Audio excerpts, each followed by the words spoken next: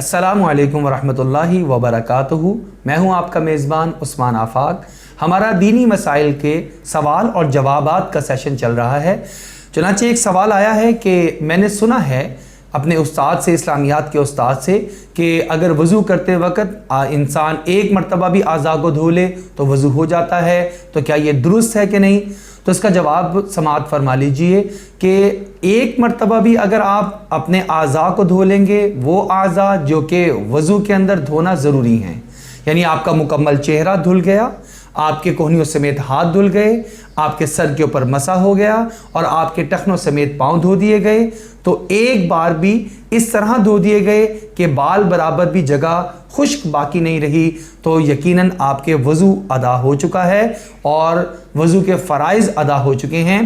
लेकिन एक दर्जा होता है सुन्नत का, और सुन्नत दर्जा ये है कि हम हर उज़्व को 3-3 बार धोएं। जब हम हाथ को धोएं तो 3 बार धोएं, चेहरे को धोएं तो 3 बार धोएं और सर पर 1 बार मसा करें, और जब हम पाँव को धोएंगे टखनों समेत तो वहाँ पर भी हम 3 बार धोएंगे। ये सुन्नत है। अगर हमारे पास पानी मैसर हो, मौजूद हो, तो हमें सुन्नत के मुताबिक वज़ू करना चाहिए, इसलिए क्योंकि सुन्नत के मुताबिक किया जाने वाला वज़ू बहुत ज़्यादा अजर व सवाब और गुनाहों की सफाई और कफ़ारे का सबब बन जाता है।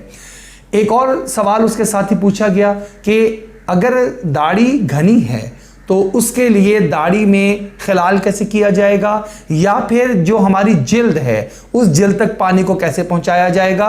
देखा गया है कि बाज़ औक़ात जब वज़ू कर रहे होते हैं हम वज़ू खाने में, मसाजिद में, तो बाज़ लोग बहुत कोशिश करते हैं और पानी लेते हैं अपने हाथ में और चुल्लूज़ के ज़रिए से उसको पहुँचाने की कोशिश करते हैं। तो इसमें भी मसला समझ लीजिए कि दाढ़ी 2 तरह की होती है।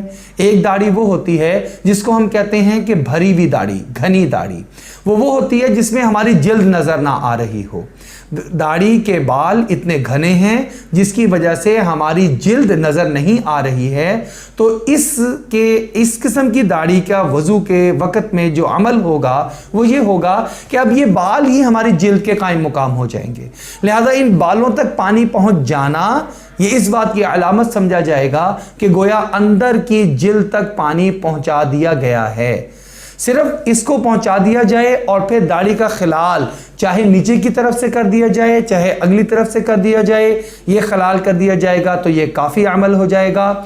और दूसरी दाढ़ी की किस्म वो होती है कि जिसमें इतना घने बाल नहीं आए होते अभी कि हमारी जिल्द वो छुप सके, बल्कि हमारी जिल्द नज़र आ रही होती है। तो जहाँ पर जिल्द नज़र आ रही होगी ऐसी दाढ़ी को हमें वाकई पानी लेना पड़ेगा और जिल्द तक पानी को पहुँचाना पड़ेगा, तब हमारा वज़ू मुकम्मल होगा। हर एक को इस अपने हैसियत के मुताबिक और अपनी दाढ़ी की कैफियत के मुताबिक अमल कर लेना चाहिए।